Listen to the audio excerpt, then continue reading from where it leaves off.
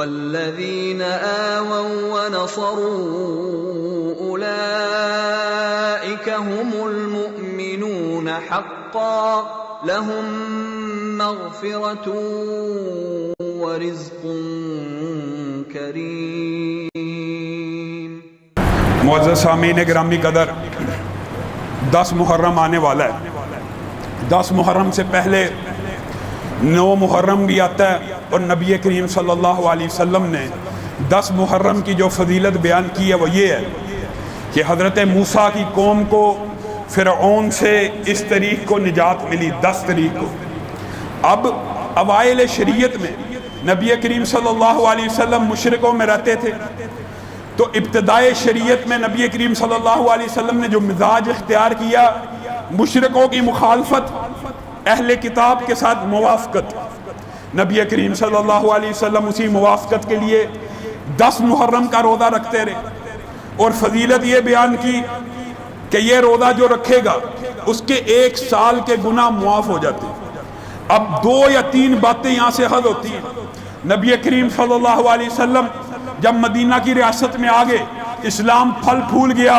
اب مدینہ کی ریاست کے اواخر میں نبی کریم صلی اللہ علیہ وسلم ہر اس مسئلے میں بھی اہل کتاب کی مخالفت کرنے لگے، چونکہ یہاں پہ یہودی اور عیسائی بھی نبی کریم کے ساتھ رہتے تھے۔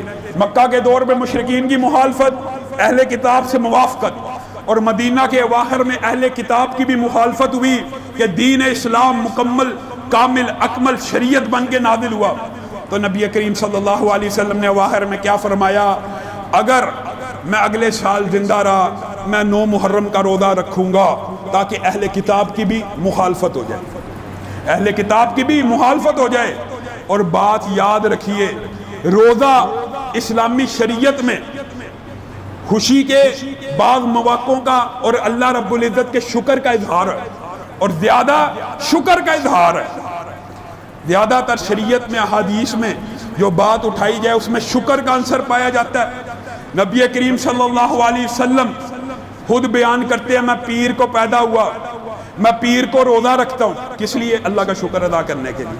اللہ نے مجھے رسول بنایا، مجھے سارے نبیوں کا سردار بنایا، مجھے پیر کو پیدا کیا، میں پیر کو روزہ رکھتا ہوں۔ گویا روزہ رکھنا خوشی اور شکرانے کا اظہار ہوتا ہے۔ ہمارے معاشرے میں 1400 برس گزر گئے ہیں، اس 9 اور 10 محرم کو خوشی کے اظہار کے لیے نہیں، جو شریعت کا مطلوب و مقصود ہے۔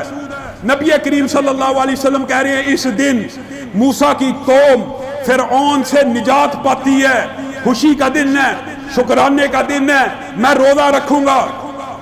ہمارے معاشرے میں 1400 برس بیت چکے ہیں، مسلمان امت میں یہ دن سوگ کے ساتھ، ماتم کے ساتھ، نوحے کے ساتھ، مار پیٹ کے ساتھ، زنجیر زنی کے ساتھ، خون بہانے کے ساتھ خاص کر دیا گیا۔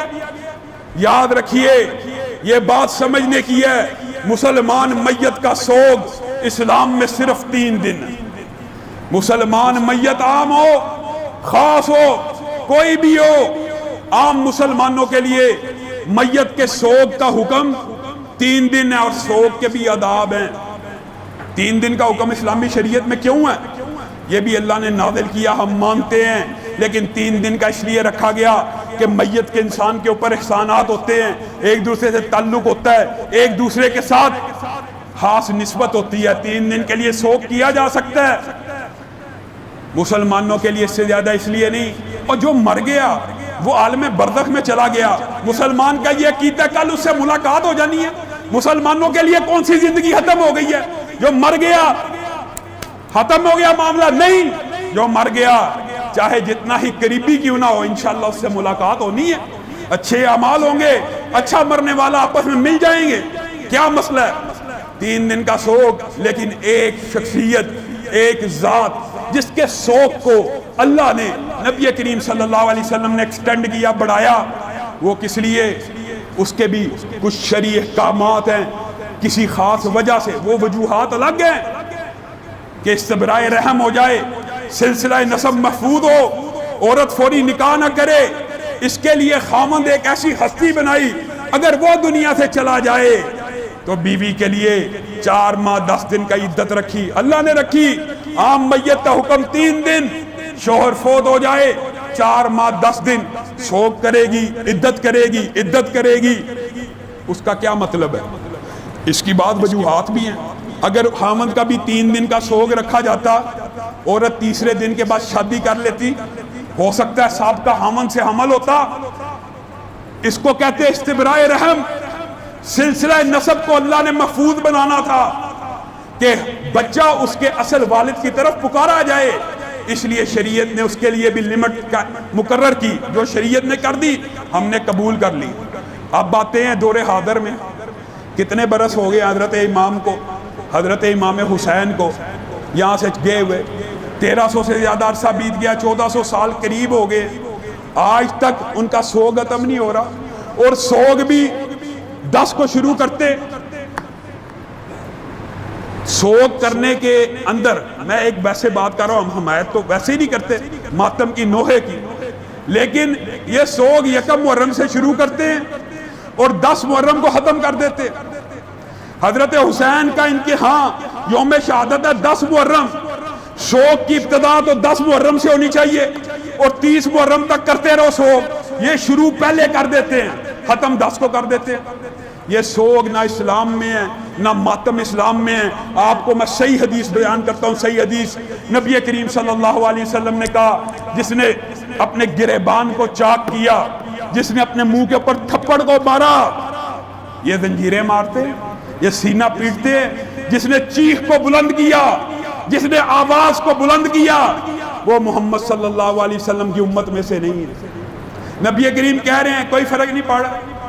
نبی کریم نے کہا جو بندہ نوحہ کرے، چیخو پکار کرے، اس طرح کپڑوں کو پھاڑے، چہرے پہ تھپڑ مارے، اگر وہ مر جائے توبہ کیے بغیر دنیا سے چلا گیا. صحیح حدیث آپ کے سامنے رکھ رہا ہوں. کل قیامت کے دن اٹھے گا تو پہلا لباس جو اسے پہنایا جائے گا وہ تیزاب کا ہوگا، خارش کا ہوگا. اور لوگوں ہر بات میں نبی کریم کی شریعت کی مخالفت. نبی کریم نے فرمایا میت کے ساتھ آسمان سے فرشتے نازل ہوتے ہیں. میت کے ارد گرد والے اگر کہتے ہیں ہم برباد ہو گئے، ہم لٹ گئے، ہم تباہ ہو گئے، فرشتے کہتے ہیں آمین تم لٹ گئے، آمین تم برباد ہو گئے. اچھے الفاظ کہتے ہیں الحمدللہ، اللہ تیرا شکر ہے، انا للہ و انا الیہ راجعون. جو اچھی بات کرتے ہیں ہم نے اس کو اچھا پایا، یہ اللہ اس کو اچھا ٹھکانہ دے گا. فرشتے کہتے ہیں آمین تم نے اس کو اچھا پایا، اللہ اس کو اچھا ٹھکانہ دے گا، آمین آمین. میت کے ساتھ بھی فرشتے ہوتے ہیں. اور تم سینکڑوں سال گزر جانے کے بعد اسلام کا حلیہ اس طرح بگاڑو کہ اسلامی شاعر کہا جاتا ہے اس کو، اسلامی شاعر. ہمارے ایک بہت بڑے عالم دین انہوں نے اسی طرح جمعے کے اندر اس حدیث کو بیان کیا کہ جو ماتم کرے، جو سینہ کوبی کرے، جو اپنے چہرے پہ تھپڑ کو لگائے، اس کا نبی کریم صلی اللہ علیہ وسلم کہتے ہیں ہمارے سے تعلق نہیں. اس کے اوپر انہوں نے پرچہ کروا دیا، ان کو جیل میں ڈالا ہوا. یہ ہمارا اسلامی معاشرہ ہے. ایسے اعمال، ایسے نظریات جن کا اسلام سے کوئی تعلق نہیں، ان کو اسلامی شاعر بنا کے پیش کیا جاتا ہے. اور دکھ اور افسوس کی بات پتہ کیا ہے؟ میرے جو پڑھے لکھے شیعہ بھائی ہیں وہ سنیں اور اس بات کے اوپر مہر تصدیق کو ثبت کریں گے. ان کے امام بھی تو حضرت محمد الرسول اللہ ہیں کہ نہیں؟ حضرت علی ہے، حضرت حسن ہیں، حضرت حسین ہیں، زین العابدین ہیں، امام جعفر ہیں، تقی نقی حسن عسکری. 200 برس کا عرصہ ان کے اماموں کا. ان کے اماموں کی بات کر رہا ہوں. ان میں سے کسی ایک امام نے ماتم، نوحے، کپڑوں کو پھاڑنے، چہرے پہ تھپڑ مارنے، زنجیر زنی کا، نوحے کا اگر کہا ہو، آپ کو ذمہ داری سے یہ بات کہہ رہا ہوں، ذمہ داری سے. ہر جمعے میں یہاں پہ ہوتا ہوں، اگلے جمعے بھی آنا ہے. میرا دعویٰ ہے ان کے اماموں میں سے بھی کسی نے ان کو نوحے ماتم کا حکم نہیں دیا. پھر یہ کہاں سے یہ باتیں نکل آئیں؟ اس کا مطلب ہے ہر بندے نے اپنی مرضی کا دین بنایا ہوا ہے، جو جس کی عقل میں آئی. دین کی ایک ہی شاہ ہے، ایک ہی منزل ہے، دین کا ایک ہی سوتا ہے. دین آسمان سے نازل ہوتا ہے کس کے اوپر؟ نبی کریم صلی اللہ علیہ وسلم کے اوپر. سبحان ربک.